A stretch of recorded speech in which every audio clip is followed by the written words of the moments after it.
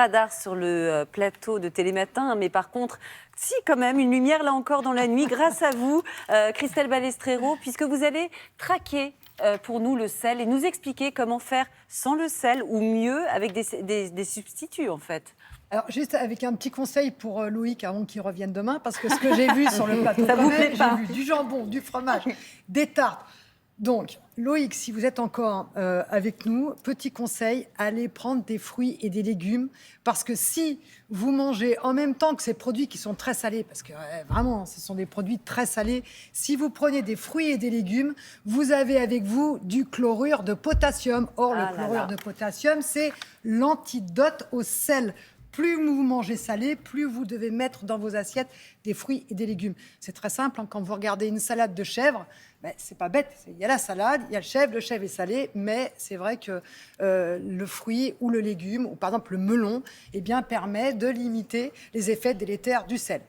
Et puis l'actualité sur le sujet, c'est effectivement les substituts au sel. Dans lequel on va trouver ce chlorure de potassium. Dans lequel on pourra trouver le chlorure de potassium, serait efficace. C'est ce qu'on retient d'une étude qui a été publiée et qui a été présentée lors du dernier congrès européen de cardiologie.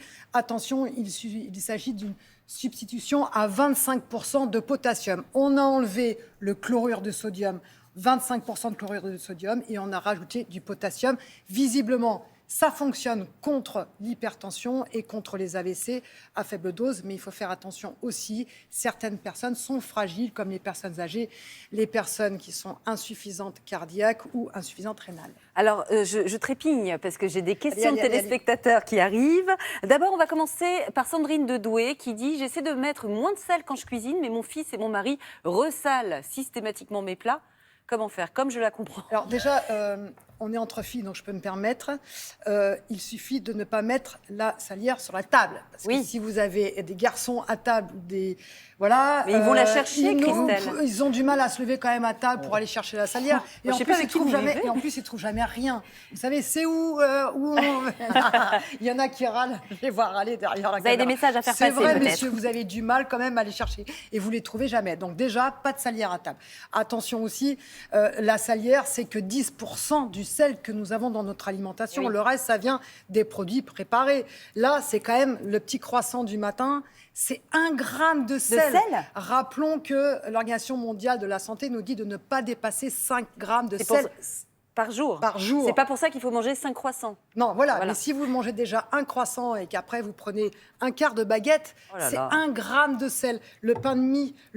Alors le pain de mie qu'on croit bon pour la santé, parce que vous voyez, il y a des petits céréales à l'intérieur avec des petites graines de céréales. Et bien là aussi, c'est très, très riche. Ça répond peut-être à la question de Germain de Biarritz qui nous dit « À cause de mon hypertension, je dois diminuer le sel, mais je suis addict. » Alors ça, déjà, on oublie ces choses-là. On fait attention, on limite. Et alors, comment l'aider ? Alors, c'est pas de l'addiction, hein. Attention, on ne peut pas comparer l'addiction au sel avec l'addiction au sucre, où là, vraiment, on a le circuit du plaisir on a besoin d'une récompense. Donc, on a besoin de se satisfaire, de se faire plaisir avec du sucre. Là, donc, c'est plus simple d'arrêter, c'est ce que vous nous dites. Sûr, Germain, il n'est pas en manque de sel. S'il n'a pas de sel, il ne se sent pas un peu agressif. Il n'a pas besoin de sa dose de sel. En revanche, on parle d'accoutumance. Et ça marche très bien de diminuer progressivement l'apport en sel au cours de la journée. Et une dernière petite astuce, pas de sel pendant la cuisson.